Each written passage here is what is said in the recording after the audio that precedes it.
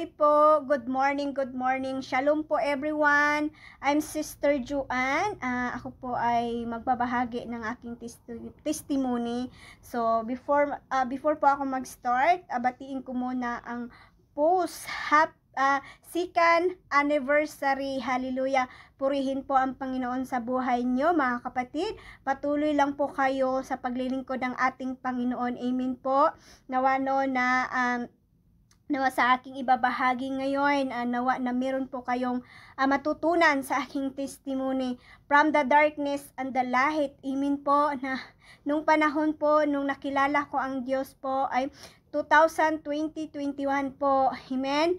So nung panahon na yon, nung sumunod ako sa Lord, hindi ko rin po alam kung paano magbasa ng Biblia. As in zero talaga, wala akong alam si Biblia, mga kapatid.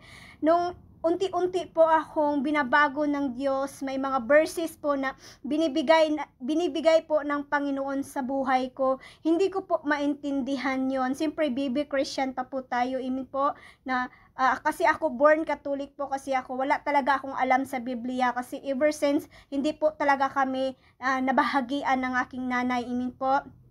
So, nung panahon na yon na nakilala ko si Jesus, ay depression po ako noon that time. Yung doon na yun sa point na gusto ko nang tapusin yung buhay ko. Pero God is rescuing me. Nirescue niya ako sa pamamagitan ng inner voice ni Lord. Amen po. Yung bagay yung naglalaban po yung bad spirit and good spirit. Amen po. 3 times ko po narinig ang voice ni Lord na, "Nak, wag mo sayangin ang buhay mo kasi mayroon pang naghihintay sa Pilipinas." Amen po. Napakahirap bilang isang breadwinner sa pamilya. Napakahirap na mamuhay ka sa ibang bansa na nag-iisa ka lang po. Amen po. So nung panahon na yon na I decided to follow God. I decided to follow Jesus na parang sintabi ko muna yung pamilya ko. Yung sumunod na talaga ako sa Lord. Doon din po ako sinubok ng mga pagsubok na yung akala mo na hindi nadadapo sa yung sarili. Akala mo na hindi mo na maranasan yung naranasan ng iba. Amen po. So nung panahon na yon na nag-start na po ako na mag-share ng Word of God, parang unti-unti na naitanim na sa'yo yung sinishare ko din kahit hindi ko pa masyadong naunawaan. Amen po, mga kapatid.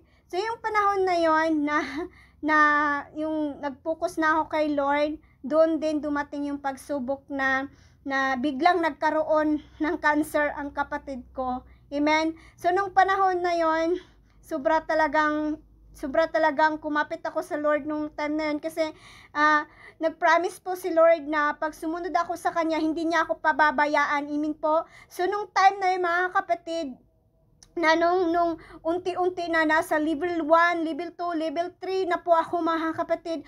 Yung kaaway din po, mga kapatid, nag-level din po siya. Yung parang pinipigilan niya ako na para hindi ako makasunod sa Panginoon hanggang sa binigyan na ng sakit ang kapatid ko. Biglang on that spot nagkasakit ang kapatid ko. On that spot din po na namatay yung kapatid ko. So sad no na hindi ako nakauwi din sa Pilipinas until now. Nandito pa rin ako sa Saudi. Hallelujah. Pero praise God, purihin po ang Panginoon kasi I'm still awake. I'm still alive. Hallelujah. At ito pa yung kagandahan kasi nga ito po yung regalo na natanggap ko sa Panginoon na nag-transform po ako, no? From the darkness na namuhay sa makamundo, na ang mundo ko kasi ay ang mundo ko kasi ay ang TikTok. Doon po ako kumikinding-kinding na halos na lang nakahubad yung sarili ko, na hindi ko maintindihan yung sarili ko. Basta ang alam ko, masaya ako, mga kapatid. Amen po. Hallelujah. So panoorin niyo po ang aking video. Hallelujah. From old nature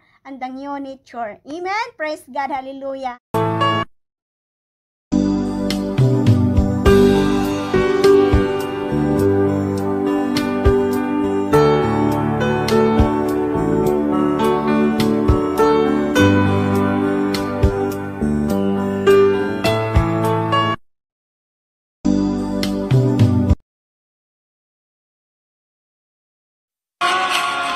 Para sa kanila. Yung nangyari kay Sister Joanne. Kaya ngayon, ang pagtingin namin sa bawat tao ay hindi na batay sa sukatan ng tao. Nung unay ganoon ang aming pagkakakilala kay Kristo, ngunit ngayon ay hindi na. Kaya ito ang pinakamagandang verse, Kaya kung nakipag-isa na kay Kristo ang isang tao, Isa na siyang bagong nilalang. Ayan, wala na ang dati niyang pagkatao. Sa halip, ito'y napalitan ng bago at tunay nga, Sister Joanne, ikaw ay binago ng Panginoon.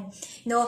Dating makasalanan, dating nagpapagamit sa mundo, ngunit ngayon ay ginagamit na ng Panginoon sa kanyang kaharian, sa kapurihan at sa kanyang ubasan. Purihin ang Panginoon sa buhay mo.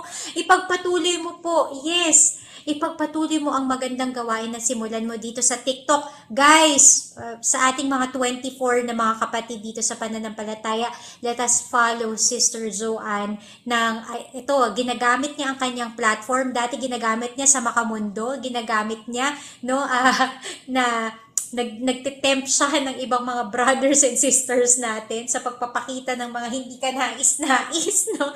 Na parte na kayang katawan sa pagsunod sa mga latest trend dito sa TikTok. Pero ngayon, ginagamit niya na ang TikTok niya upang maglingkod at magbigay ng papuri sa Panginoon. Follow natin si Sister Joanne at tayo ay magtulungan, konti lang tayong gumagawa niyan dito sa TikTok. Konting-konti lang tayo.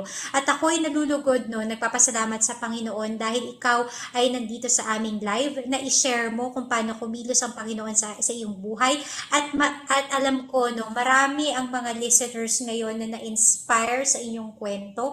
At for sure na move, na-compel sa napakaganda ng sharing.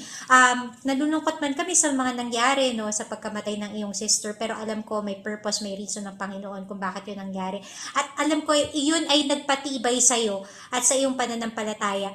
Kami, Sister Joanne, ay kasama mo na mananalangin para sa salvation ng buo mong pamilya at huwag kang titigil. Alam kong malakas na malakas ang iyong pananampalataya, ang banal na espiritu ay sumasa iyo. At alam ko tutulungan ka nito sa desire ng iyong puso na maabot ang bawat isa sa iyong pamilya upang sila rin ay magpuri, makakilala at maging tagasunod ng Panginoong Hesukristo.